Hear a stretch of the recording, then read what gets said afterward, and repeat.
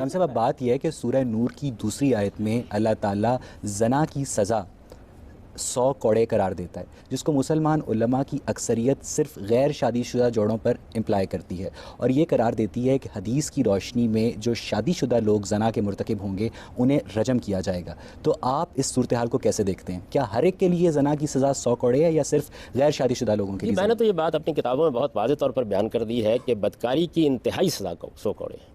انتہائی سزا کا مطلب یہ ہوتا ہے کہ اگر جرم بالکل آخری درجے میں ہو گیا ہے اور مجرم کسی رعایت کا مستحق نہیں ہے تو وہ سزا آپ دے دیں گے۔ اگر مجرم رعایت کا مستحق ہے تو معاملہ نیچے آ جائے گا۔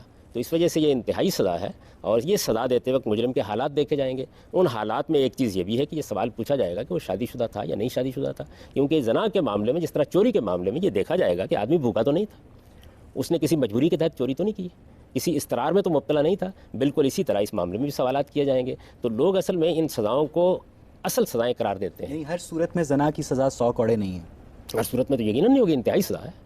انتہائی سزا کا مطلب یہ ہوتا ہے جب کسی قانون میں کوئی سزا بیان کی جاتی ہے تو وہ ہمیشہ انتہائی سزا ہوتی ہے۔ یعنی اگر آپ یہ کہتے ہیں چوری کی سزا 7 سال ہے تو اس کا مطلب یہ ہے کہ جج یہ دیکھے گا کہ اگر چوری اس طرح کے حالات میں ہوئی ہے، مجرم کسی رعایت کا مستحق نہیں رہا تو وہی سزا دے دے گا، ورنہ نیچے آ جائے گا۔ تو قرآن مجید نے بھی دونوں طریقے اختیار کیے ہیں۔ بعض صورتوں میں اس نے یہ کیا ہے کہ سزائیں اوپر اور نیچے کی دونوں بیان کر دی ہیں، جس طرح کہ مثال کے طور پر فساد فی الارض کی سزائیں بیان کی گئی ہیں، اور بعض صورتوں میں انتہائی سزا بیان کر دی ہے اور اس سے نیچے کے معاملات کو انسانی معاشروں پر چھوڑ دیا۔ رجم کی کیا شرعی حیثیت ہے؟ قرآن مجید میں ایک آیت ہے سورہ مائدہ میں جس سے یہ بیان کیا گیا ہے کہ وہ لوگ جو قانون کو اپنے ہاتھ میں لے کر لوگوں کی جان مال آبرو کے درپے ہو کے فساد پیدا کر ڈالیں، ان کے لیے 4 سزا۔ جس طریقے سے آپ یہ دیکھتے ہیں کہ قتل اب دہشت گردی بنتا چلا جا رہا ہے، معصوم بچوں کے پرخچے اڑ جاتے ہیں، انتہائی درندگی کے ساتھ بعض اوقات بم چلا دیے جاتے ہیں، تو یہ بھی قتل ہے، لیکن قتل نے دہشت گردی کی صورت اختیار کر لی ہے۔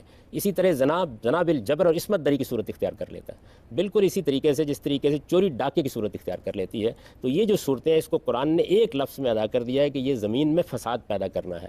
اس طرح کے مجرموں کے لیے 4 سزائیں بیان ہوئی ہیں۔ ان میں سے پہلی سزا یہ ہے کہ ان کو عبرتناک طریقے سے قتل کر دیا جائے، دوسری سزا یہ ہے کہ ان کو عبرتناک طریقے سے سولی دے دی جائے، تیسری سزا یہ ہے کہ ان کے ہاتھ پاؤں مخالف سمتوں میں کاٹ دیے جائیں، چوتھی سزا یہ ہے کہ ان کو علاقہ بدر کر دیا جائے۔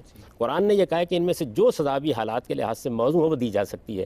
سخت ترین سزا بھی بیان کر دی ہے، نرم ترین سزا بھی بیان کر دی ہے۔ اس میں جو یہ تقتیل کی سزا ہے، عبرتناک طریقے سے قتل کر دیا جائے، اس کی قدیم زمانے میں ایک صورت رجم بھی تھی۔ رسالت میں آپ صلی اللہ علیہ وسلم نے زنا بالجبر کے بعد مجرموں کو اور بعض عادی مجرموں کو یہ سزا اس آیت کے تحت دی ہے۔ اس کا سورہ نور کی آیت سے کوئی